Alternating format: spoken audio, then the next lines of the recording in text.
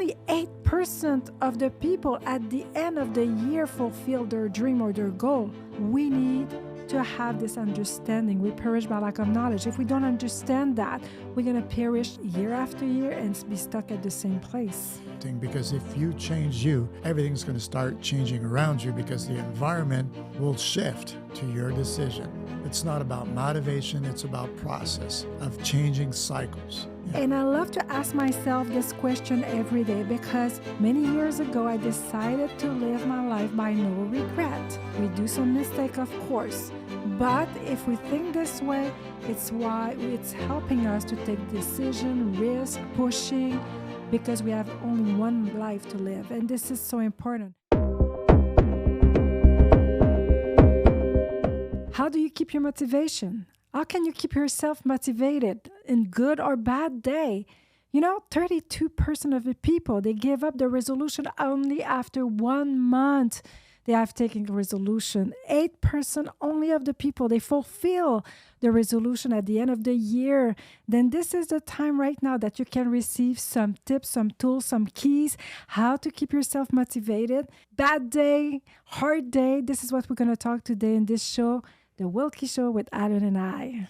How you doing, Martine? Good. Bonjour, Allen. Yes, the French connection. Yes. I'm doing good, actually. We're talking about motivation today because, there's cycles in our lives, and we'll give tips to people, the women out there who are in leadership in their lives, in their families, in their job, careers, businesses, how they can keep that on top and really overpower the generations before, the cycles. Exactly. If, to be motivated, we're easy. Everybody's going to have like the six packs, healthy, big bank account.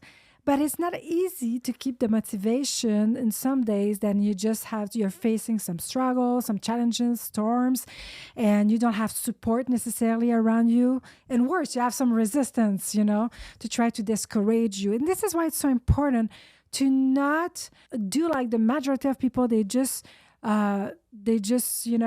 give up on their dream, gave up on their resolution, and they just repeat the same year after year. And often we say that, Alan, how are you going to finish the year 2024? Are you going to finish this year like the year 2023, 2022, 2021? Or are you going to do something to change this year and to keep your motivation in some bad days? Mm-hmm. What do you want in 24? That's This is the first. By the end of December, when you look back, if we do reverse engineer, what's the plan of action? Because motivation will fall. The first event, the first challenge, the first resistance from your spouse, your environment, your children, the people around you. There'll be a lot of challenges, finances. So how do you reverse engineer, and what do you want in 24? At the end of December, where am I? Exactly. Where do I want to be? You're right. Clarity. What do you want? Yes, what do you want? The majority of people, and it's not about the level of your success. Mm-hmm. A lot of people, they know in some area in their life what they want, but some other area, they don't know. But it's very important to have clarity. Clarity will bring change. If you have no clarity for, like you said, reverse engineer, at the end of the year, what do you want? And have a clear vision. This is the first key. Clarity, vision, clear, reverse engineer. And why do you want this goal be fulfilled? Why do you want this? Because people, they write down some goals at the beginning of the year, but it's more than just goal. Why do you want these goals be fulfilled? Mm-hmm. What is the reason why you want this to be fulfilled in your life? Exactly, because motivation will fall. Absolutely. Because there's always challenges in your life. And so you got to be very specific about what you want. And whatever the process, you just keep on going. It's generational, because when you look at it, how were you brought up? Mm-hmm. We got to go look back. Epigenetics will prove that it's in your DNA, the memory of generations. So the way you were brought up, you ate, you slept, you did things, you you took decisions on any given situation, any event. So that comes up to today. What do you want at the end of 2024? So are you going to react like you always did, like you were taught to react?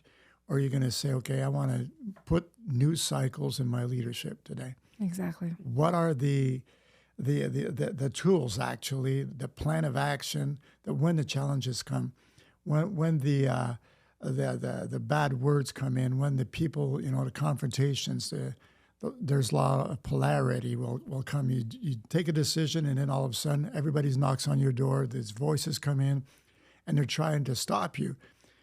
What are the tools? What is the mindset? What are the cycles that you're going to replace these old cycles? Because you need to knock them down.